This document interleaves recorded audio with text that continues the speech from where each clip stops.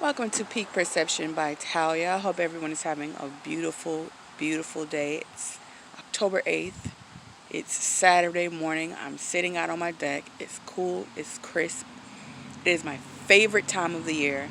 I love fall. I love autumn. I love the weather. I love the spirit. It just makes me feel good. It's a very nostalgic time of year for me. As I'm sipping my coffee out of my Give Me Jesus and coffee mug. The word that I have today is when you become financially independent of people, physically independent of people, emotionally independent of people, psychologically independent of people, when you literally become your own entity, it is going to threaten people. Human beings function off of dysfunctional relationships, dysfunctional marriages, dysfunctional family relationships. And as long as you are codependent, as long as you are dysfunctionally connected to people, the relationship and the bond is there. Even though it's not healthy, it's still there, right? But when you become fully independent and you become an entity all on your own and you rely on God and God alone for every aspect of your life, it's going to threaten people. They're not going to feel as much of an asset or an importance in your life because you no longer need them. It's okay to not need people.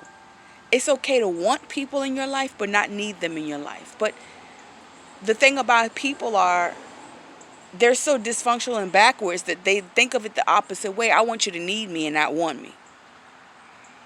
And I'm just not here for it. Um, I'm at a point in my life where I am fully independent, and the only entity and the only being that I rely on is God. Because I know through all things through Him, all things through Christ, it's possible.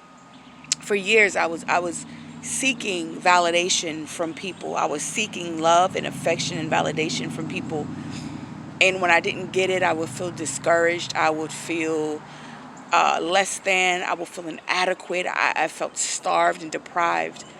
But when I healed, when I healed from those wounds, I healed that little girl inside of me. Because really and truly, healing is really you healing that little girl or that little boy that's inside of you. There's something that happened in your adolescent and in your childhood that stunted your growth.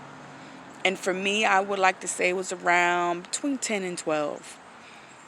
So I had to go on a healing journey and I had to heal that little 11-year-old girl inside of me. And once I did, and I relied on God for every aspect of my life, and I became completely independent of people, that's when I saw who was really for me and who only just benefited off of the broken pieces of me, the broken, dysfunctional, codependent pieces of me.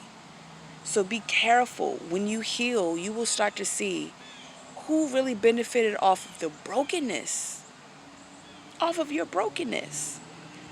And so when you do grow and you heal and you become fully independent, you become a masterpiece and no longer pieces, no longer shattered glass. You will realize, wow, those relationships that I had were really just based off of brokenness. I'm sorry, I see a bird flying. I love birds. It's a big bird, and he is flying right above me. But when you heal those pieces and you become that masterpiece, that is when God is going to reveal to you who really is for you and who only benefited off of your broken pieces. Please be encouraged. Please do something good for yourself today.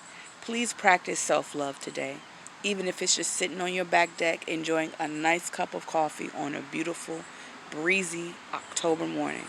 I encourage you. I encourage you. I encourage you. Be blessed.